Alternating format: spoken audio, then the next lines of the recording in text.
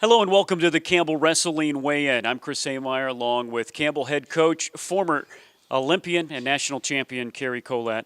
And coach, a successful first dual match of the year. You guys defeated Ohio. Yeah, I thought the guys wrestled really well in the duel. We started out with two true freshmen at 57 and 65 who came up short for us.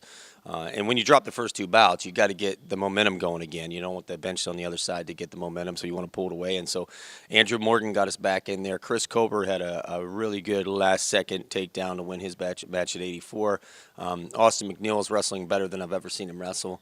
We put Odd Girl in the lineup. Fell a little short, again, a newcomer to our lineup.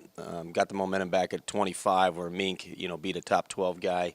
And then at 33, we lost a last-second takedown, and then 41-49, we stayed consistent. Nathan Boston has hit some new techniques and looking good, is changing his style a little bit. We saw Josh Heil at 49 really look well with some of the explosive shots that he had really quick and hitting the outside corner. So I thought the guys did well, to start off with the first two drop and then get momentum back. And I felt like we out-conditioned them. I felt like we out-wrestled them in most positions, and, so we came out with a win. Josh redshirted for you last year, coming off a national championship qualifying year. What have you noticed from his wrestling that redshirt year did for him? Josh made changes. The biggest thing for Josh has always been his mental poise, and that's what he did a really good job of that last year, and he's doing a good job of it, this year. Now it's early, but man, he's really matured over this last redshirt year, and so we expect big things from him as the season goes on. We expect him to keep improving and make adjustments, and we've added Dean to our staff, and that helps too. You got a little family here, and so all the combination of all that stuff has been helpful for him. And what did overall, when you looked at that match with Ohio, what do you like about this team early? I think our strength showed up in this duel. I think our mat position showed up in this duel. But probably the biggest thing, I think we were the more aggressive team. The more aggressive team and wrestled smarter, and not aggressive in charging and giving up shots. So we didn't really make any dumb mistakes. They just looked really poised and solid.